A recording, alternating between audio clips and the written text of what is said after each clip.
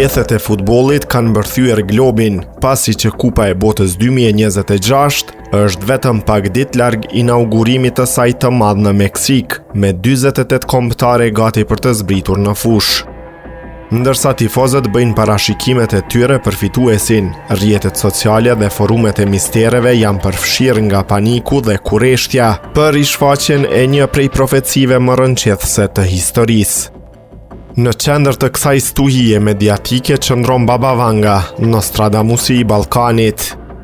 Mistikja e famshme bullgare, fjalët e së cilës kanë parashikuar disa nga ngjarjet më tronditse të njerëzimit, i atribuohet një paralajmërim i qartë që përputhet në mënyrë të frikshme me ditët e sotme. Sipas atyre që deshifrojnë vizionet e saj, Baba Vanga la pas një mesazh të koduar. Gjatë zhvillimit të një ngjarjeje të madhe sportive me përmasa globale, bota nuk do të shikojë vetëm fushën. Një dritë e re në qiell do të shfaqet nga asgjëja duke qenë e dukshme për çdo sy në planet. A është ky thjesht një paralajmërim metaforik, apo jemi në prag të një ngjarjeje kozmike të pashpjegueshme?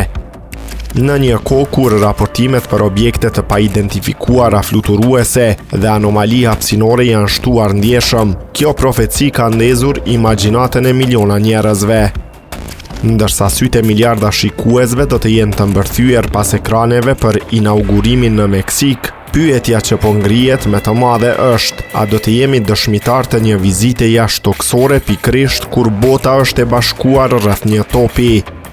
Një gjë është e sigurt, ky nuk do të jetë një botror si të tjerat.